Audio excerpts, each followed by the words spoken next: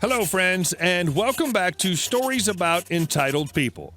Today we have a new set of crazy stories about crazy people for you to enjoy.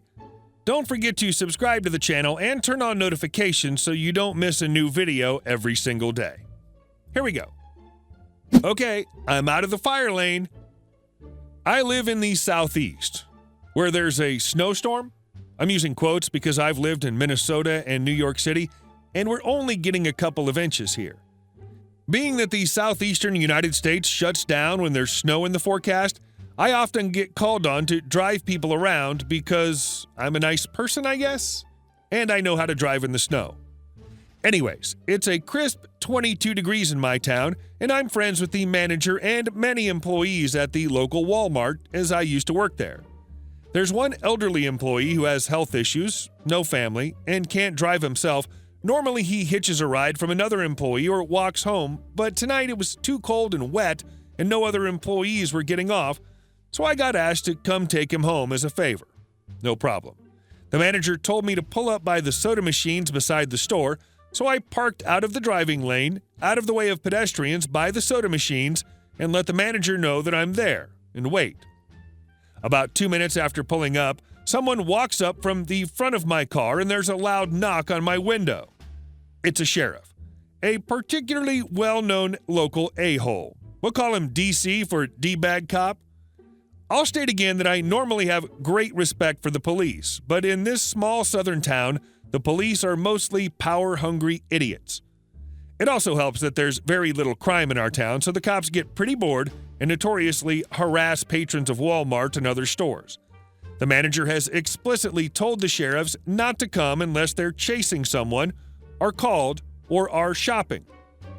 Add this to the fact that I'm currently battling a particularly bad bout of the stomach flu, not contagious except through my excrement, and generally feeling crappy. It's safe to say my smart butt side came out. So I roll my window down and say in my sweetest tone possible, "Yes, DC. You know, this is a pretty expensive ticket." Me. "I'm sorry to hear that. Why?" DC.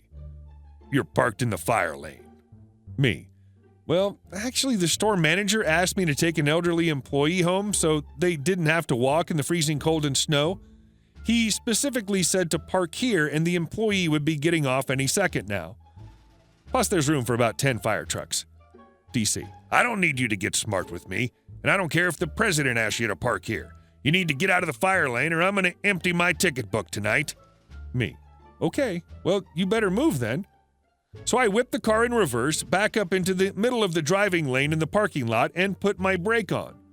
I'll add that this is the side of the store, so I wasn't really blocking anybody's way. It's just where the employees park, and I knew he was the only one getting off anytime soon. DC. "What the hell do you think you're doing? You're blocking traffic." Me. "Well, sir, you asked me to get out of the fire lane, and now I'm out of the fire lane." DC. "You smart butt. I'm going to write you every ticket I can if you don't leave the parking lot this instant." Me. "Well, actually, I'm on this thing called private property. If you want to issue me a parking ticket for being in the middle of the lane, you'll have to get permission of the property owner. Would you like me to call him for you?" DC. "That smart little mouth of yours is going to be sorry. I tried being nice." He starts to walk away. Me. "Could have fooled me."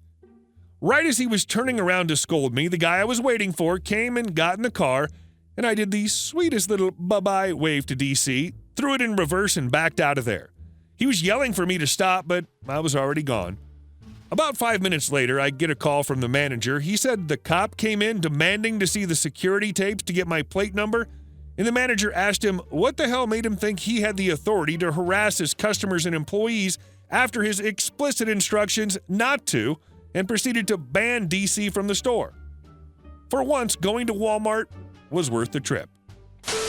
And our next story. See you in court. I work in property management and am taking over the business from my aging parents. They are currently in Europe on vacation and difficult to reach, but not impossible. Me? I'm running the office and doing about 3 people's worth of jobs. Usually I'm pretty laid back, can get everything done, and can work with just about anyone regarding getting them approved for an apartment. Sometimes that works to my detriment. This story begins with a young woman named Lisa and her mother, Tina. Lisa is applying for an apartment. Lisa is a young 20-something, has a baby daughter, in some kind of abusive relationship, poor work history, third-party program, was willing to help pay rent for a short while, and her mom, Tina, would co-sign. As she had good credit, I approve her. So for about 4 months, everything went along fine. Then Lisa loses her job, starts to fall behind in rent. We send letters, she pays a little, then falls back to nothing paid. I call the co-signer, Mother Tina, who basically says, "This isn't my problem, I won't pay for her rent." Okay, time to move on to eviction notices. Lisa, on the other hand, is completely avoiding me. I call, phone number is changed. I go to knock on the door knowing she's there, and she doesn't answer. I put a notice on her door that I'm going to inspect her apartment, go there when I know she's there. She locks herself in the bathroom, turns the shower on, and stayed quiet until I yelled through the bathroom door. She promised to come in and do something about the rent. While going through the eviction process, Lisa gets some other non-related person to pay her rent to keep her out of eviction. But I know it won't last, and we're nearing the end of the lease where I can just 30-day her and get her out without the non-payment of rent.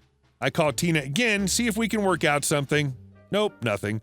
After a couple court hiccups, I'd filed the wrong paperwork as it was my first try at actually evicting someone.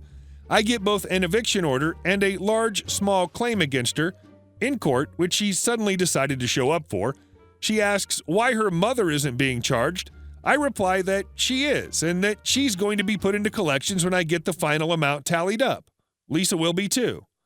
So now we're a day away from eviction. I've been getting calls all weekend that she's been partying, doing drugs. Even Lisa's child's father comes into my office with evidence that she's doing drugs in the room her daughter uses, asking me for help.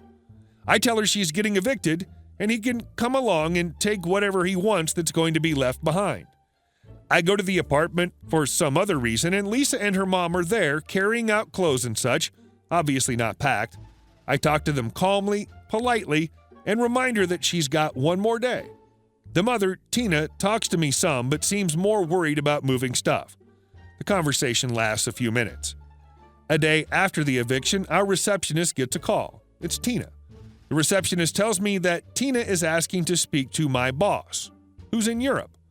I get on the phone, ask her if there's anything I can do. She says nope, she wants to speak to my boss. I say he's on vacation. When will he be back? Early October. This happened this month, June. She says she'll talk to him then. She calls back, talks to the other property manager who tells Tina the same thing. She finds out that Tina is upset because I didn't shake her hand. Demands my boss's cell phone number. Other property manager figures he's in Europe, won't have his cell phone with him. No harm, right? Well, apparently their cell phones do work in Europe. Next day, I get a call from my parents wondering who this woman is and why she wants to see us in court. I explain, they chuckle a bit, and the call ends. So I decide she wants to see us in court. Fine by me. I file for the same large, small claim against Tina. She gets served, blows up my phone, which I'm conveniently out of the office for a few days. The court date where I present my evidence is tomorrow afternoon. And our last story. Flat tire? Sorry, I cannot help you. Little backstory. I live in an apartment block after moving several times, trying to find houses with garages where I can work on my cars. First house I moved to after my parents' house didn't have a garage, so I was a little bummed, but it was cheap. Second house had a garage with concrete stairs, which shortened the garage, so my car wouldn't fit anyway, so I was disappointed again. Finally moved to this apartment with a garage allocated to me that can fit my car, parts, tools, etc. It was awesome. Signed paperwork and agreed to Stratus terms, which do not mention anything about working on my cars, etc. I would regularly work on my cars, mates who would bring their cars and would generally keep to myself, not interrupting anyone. Kids would run around, screaming, playing games, etc., which was in the agreement. No kids playing in common area, but thought nothing of it. 2 months into my rent, I get some mail stating to cease all work on my cars in common property and my garage, and under no circumstances can I commence any more work on them or any car. I was PO'd as I did not break any rules, yet kids still run around. No problem.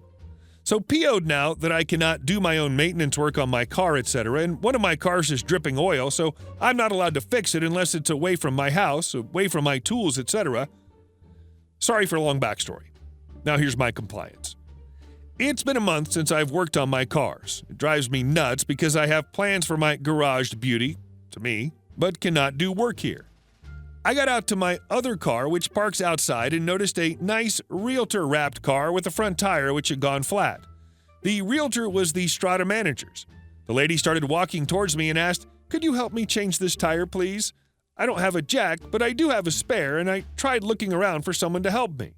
I looked straight at her and said, "I would obviously love to help you in a normal scenario, but the thing is, your car is parked in common property, and I've explicitly been told by your company to cease all work on cars on common property and my garage. So sorry, no, I cannot." She looked puzzled at me and walked away again, possibly looking for someone else to help her. Got in my car and drove away to continue my day, feeling spiteful, but they deserve it for not mentioning it to me before moving in. Hey guys, thank you all for watching the video, and I'll see you in the next one.